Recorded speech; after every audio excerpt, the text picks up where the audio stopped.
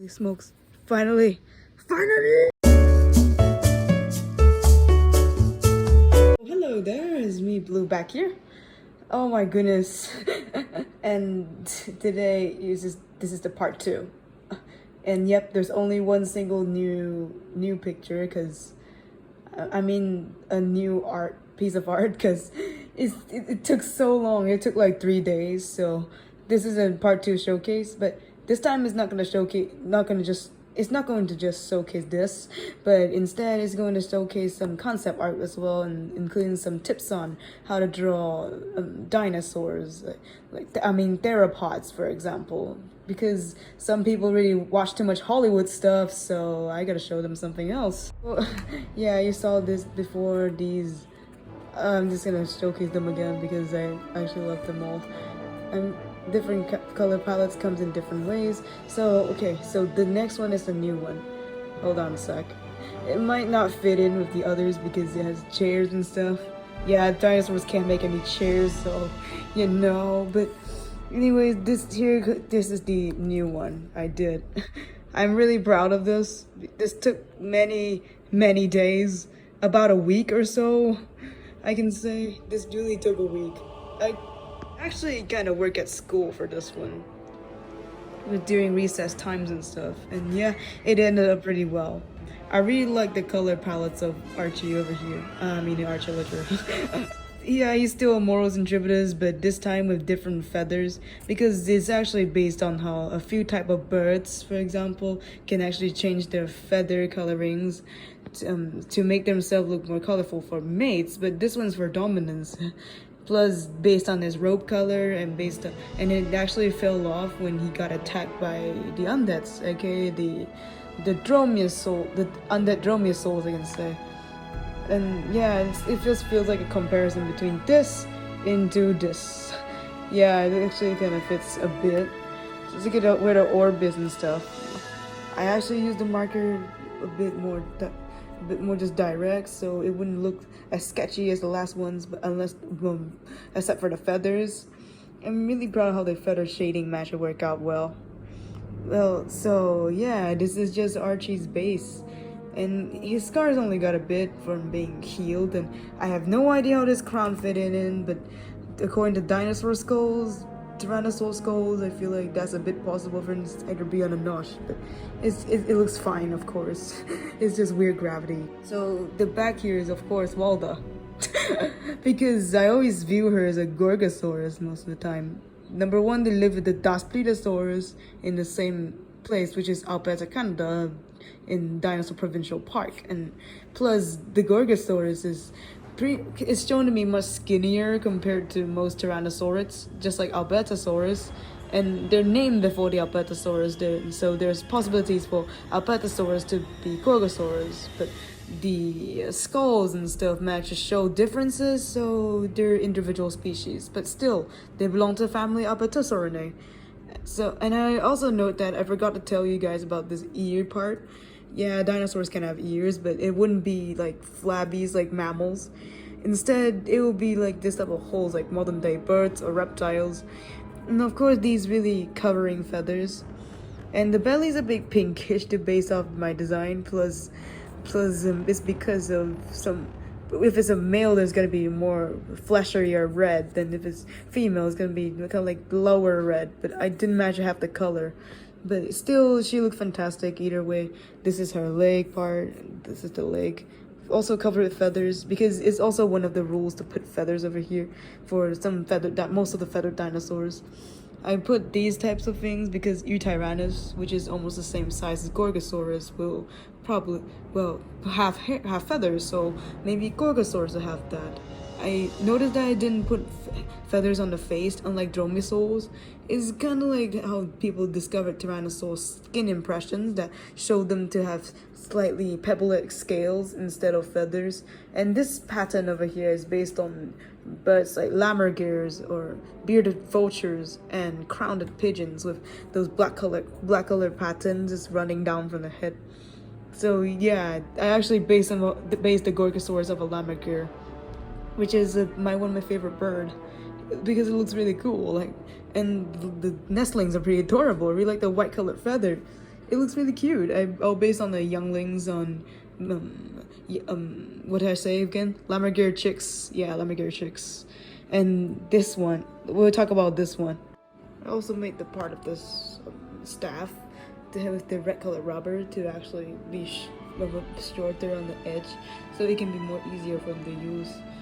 Because you know, Tyrannosaur's arm is pretty short, so people speculate that Moros have a shorter arms, for example.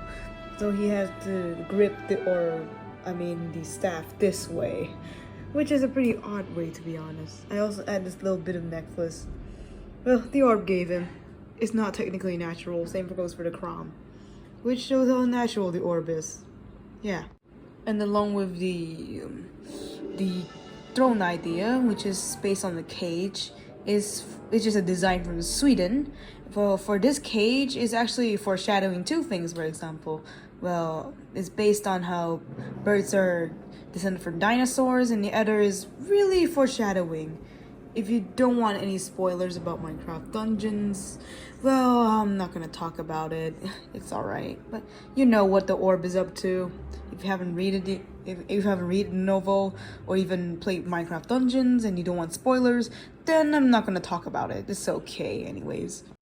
So the cave painting design is also what I did, mainly for dinosaurs. Along with this one, it's because Moros interpreters or Tyrannosaur's tail can actually reach that part. Maybe they kind of use their tail to put in red dye of some sort, probably some flower dyes of some sort, and decide to put this on, or perhaps red color sand, but the feather bristles might cause them to look like this.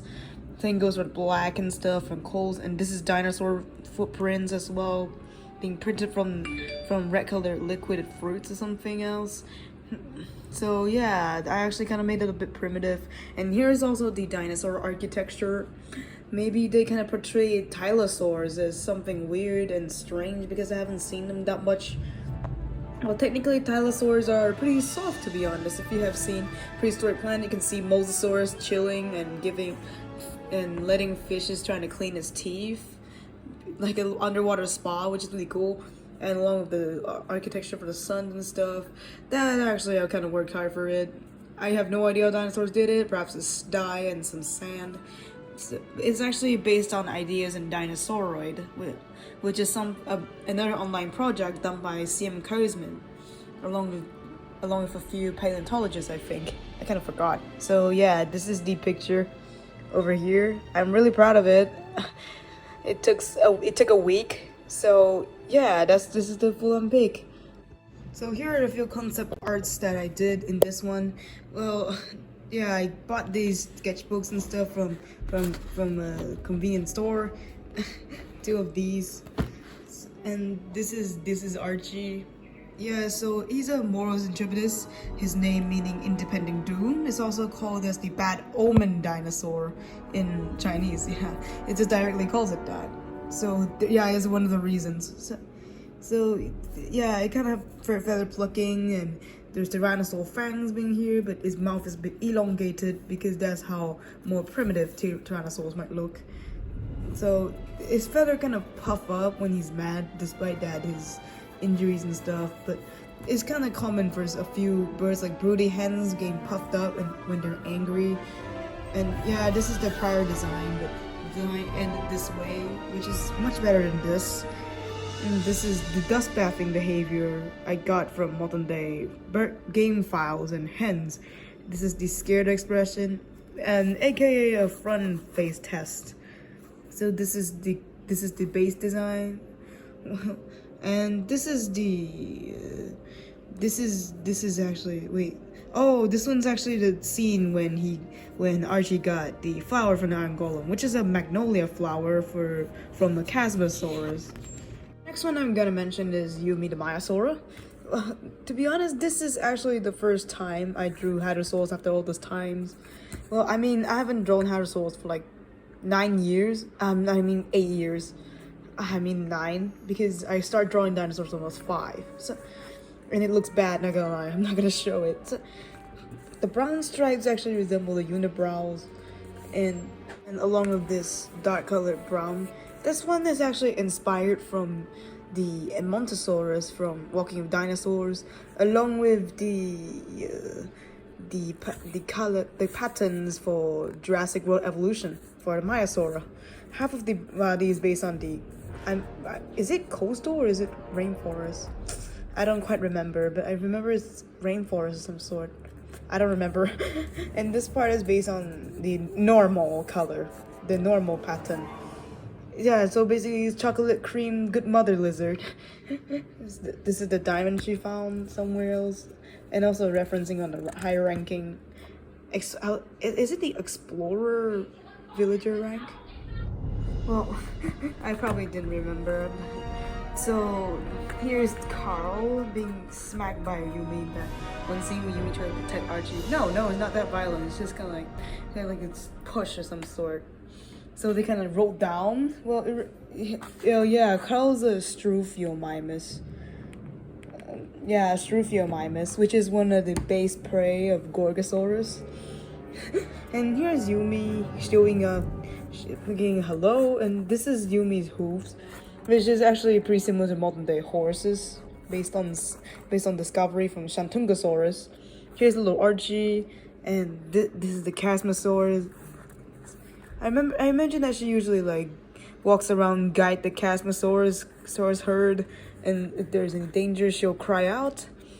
And yeah, that's actually like it. Yep, this is them.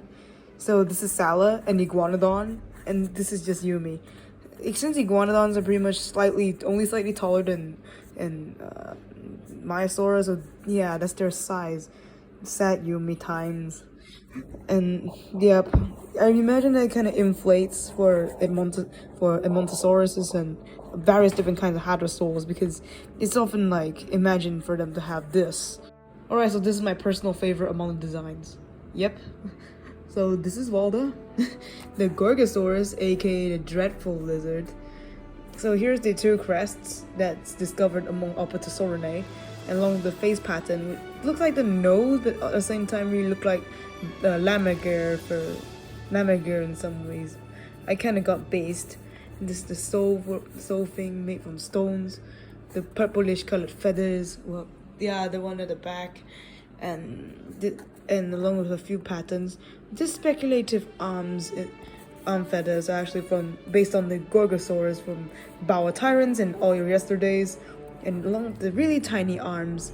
And yep, this is the scene when she went, "That's enough!" which is where I kind of point out the teeth and stuff. So I imagine that aggressive Gorgosauruses or Tyrannosaurids, unlike those ornithopods, which are hadrosaurs that makes loud honking sounds, they make sounds that's similar to a broody hen, along with the hiss of a crocodile, mixed with the angry sound of an ostrich. So it might probably make crocodile bellows mixed with emu growls, along with these serrated teeth. That's for Tyrannosaurids. That looks like the knife for cutting beef. So the oval colored teeth will have the cross-section oval shapes, and there, of course, I designed the dinosaur mouth to be having lips, so it looks more like a pterosaur. I mean a bird, like how modern day birds with the mouth. So the Daspletosaurus legs are a lot bigger, but this one's skinnier and much longer for running. Yeah, Gorgosaurus is built for running, and this is where Archie will knock her himself at the top of the head, because it's discovered that their skinner's impression have crocodile-like tiny little dots for sensing, or perhaps it's really sensitive to touch and pain. So that's basically it. It's like how sharks do. If you hit a shark on top of their mouth, they'll be in extreme pain. Like same goes for alligators, but don't do this, kids. So this is how I draw the bottom parts. Yep, they have great sense of smell, hearing, and including eyesight that have binocular vision. Not as good as the Daspletosaurus, but still. And this is the group feather brushings. I imagine that it actually occurs for Tyrannosaurus as well, if modern day birds can do that, like hens. Here's a sleeping one. Yeah, I usually draw Illager sleeping as well, especially evokers. Well, but seeing the Tyrannosaur sleep is also something else, because it's so rare for people to apply them sleeping, because animals need sleep. This is the scared expression, and this is I actually got this idea from Dinosaur AU as well. They use their feathers to dip the ink and then write, and they need to do a big leaning, or perhaps even sit down because of their short front limb. So imagine it when she's saying, "Are you finished?" It just sounds like a deep crocodile bellow or an emu bellow. It might not be audible for most people for hearing an emu bellowing, but it just feels like the deep rumble inside your heart that really brings fear. Really gives out that feeling, kind of like, despite Walda's voice is low, the whole forest can hear her part. Yeah, it's based on a novel, but at the same time, I put science into this one. And this is the slight size comparison. I'm not even sure if it's accurate because I haven't seen that much about it. So, yeah, Archie's this small. Amoros intrepidus. But she should be much small. I think that is fine, but it's actually okay. But I feel like Archie's floating in this. So yeah, this is the Gorgosaurus. Okay, so this is the last one that I made. I'm going to make the heels and stuff perhaps for next time because I'm not sure when. So this is the Dinosaurus. Which is Ford. It's called the frightful lizard or the bully dragon in Chinese. So the base design is based on the golden pheasant. Well, but I kind of changed and altered it a bit because it's had to be against the rules to entirely base that thing off that one bird that's less than 100 grams. And apparently golden pheasants are 550 grams. So the scales at the bottom, well, and there's red feathers for attractions, and this is based on a male golden pheasant. The feathers can also keep warm in Canada, and they also look thick, aka a bit more muscular compared to Gorgosaurus. I kind of took the interpretation of both of Ford and Walda from the novel, along with a few basins on dinosaurs comparisons, and I found these two, which live in the same area, Montana's Two Medicine Zone, along with the Dinosaur Provincial Park, which is, yeah, I actually like the fact that it's a coincidence. And they have really strong bite force with their 1 meters long, with their 100 centimeters long head, unlike Gorgosaurus that only has 99 centimeters long. It has a strong bite force like the Tyrannosaurus, and perhaps even fights, and probably lost some few feathers, which make it a bit hard for him to attract mates due to some part being broken. It's actually another idea based on all your yesterdays with a Microraptor with lack of feathers. So this is actually the base face. It has some feathers being ripped away, and there's bright colors and scars from fighting. And this one's scar is actually kind of based on the one design I got for Ford. And yeah, this is one line from the novel, which is kind of showing the teeth. Probably it might do the deep bellow too. And the teeth is actually the same, like pretty similar to Gorgosaurus, with serrated teeth for sawing over meat. So this is the one he doesn't even have feathers. And oh lord, it just looks so naked. It just looks weird. So this is the scene before he's being thrown in lava. Which sorry for the spoilers. And this is based on a crocodile, which shows their teeth, which is like a hippo yawning for threatening their enemies. And this is the scene before he's being killed. He kind of makes himself smaller. It's kind of based on owls. And this is the slight size comparison. I know it's not really accurate because I tried, and I had a hard time comparing their size. And this is his weapon he did, which is a wooden stick sword. I imagine that they probably sharpened it and stuff and probably used it during a fight. So yeah, for how Walda managed to burn the 4 heroes' nests in this AU, I kind of based it on fire hawks, which is a type of hawk in Australia known for burning forests for chasing away their prey, chasing out their prey so they can catch them easily. this idea is used on Troodons, but I feel like, imagine if there's a dinosaur that takes ideas and just decided to be like, hey you, do this. Maybe it's possible for her to just grab a big stick and cause an entire fire. Despite the fact that it's confirmed that they're not this smart, but it's a bit enhanced for this alternate universe of Rise of the Arch Illager. So yeah, this is it for these ideas. So there's a few heads and stuff. Well, and these are a lot more arts I did for dinosaurs, along with a few Rise of the Arch Illager AU ideas. Well, but my notable one is this is based on a bit based on the Kookaburra, along with this part kind of based on gators, angry gators, you know. This is the front trial. This is Yumi watching the moon, and this is the paleoart do's and don'ts, which is because I found a lot of infamous dinosaur paleoart ideas, especially when people watch too much Hollywood stuff, then they'll just turn this into just a full-on shred of horror. So the first thing is you should not skin wrap a dinosaur. This is what I want to see when you're drawing a dinosaur. Yeah, I decided to break the arm for this. And you should, for a starving dinosaur, if you want to actually skin wrap, it does have its own limits. Please just don't show your fully face and stuff with the bones out being shown out. If you want to have a starving dinosaur, you can just put the whole body to look like if it's starving too, so it wouldn't look that bad. But just the skin wrap is this crazy. I've seen so many things about people skin wrapping dinosaurs. I really want to ask, imagine if you decide not put feathers on Goose, and you decide just put its bones mixed with them being placed directly on the skin. Imagine how horrifying it would look. Just imagine how a goose without feathers and with the long legs and stuff, only the bone parts, and the skinny creature walking around. How horrifying would it be? So never string wrap. Even starving has its own limits. Remember that they also have fats and muscles, so important to know, never shrink wrap, unless it's a special situation. So the next thing I want to say is, oh gosh, I really want to talk about this for a long time. This is exactly the issue of the Pyroraptor from Jurassic World Dominion that's faced. Because of the face, this is the problem. The reason is, for modern day T-Rexes, Tyrannosaurids, it's discovered that they have, small pebble-like scales.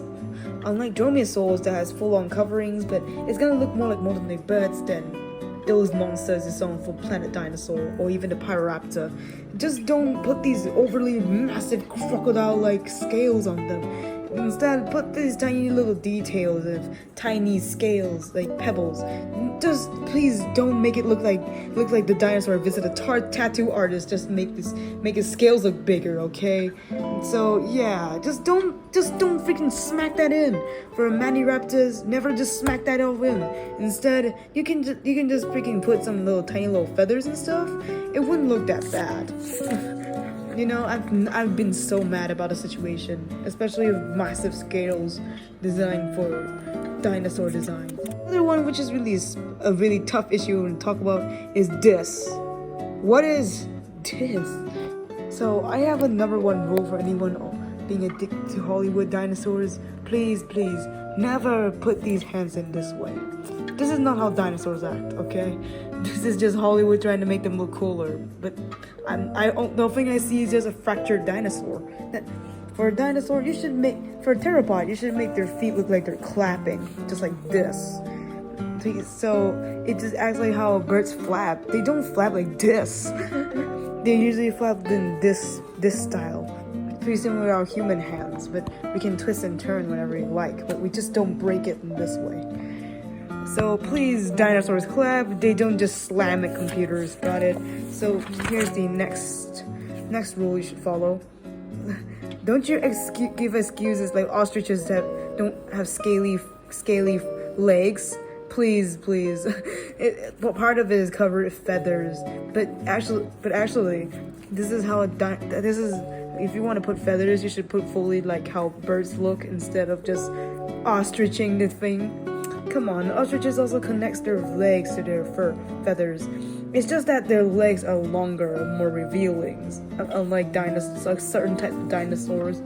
If you want to take inspiration, you should take inspiration from game birds, fowls like chickens, or perhaps try to get inspiration from eagles.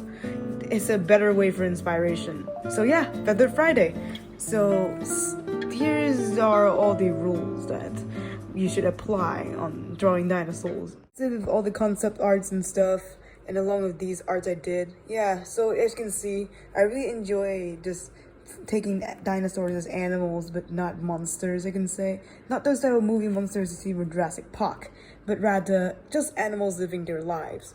And taking inspiration from birds and reptiles, that's where you can have fun for, along with a few behaviors based on modern day animals. So, I hope you guys had fun with this. I might draw Valori or Carl, and Carl's an Astrophiomymus, and Valori is the Stenonychosaurus, aka the Alaskan Trudon. So I feel like both there might be the next, but I'll see about that because I might take a break. Come on, this actually took like 1 week, and it's really exhausting, not gonna lie. Yeah, not gonna lie, this one takes 1 week, 1 whole week.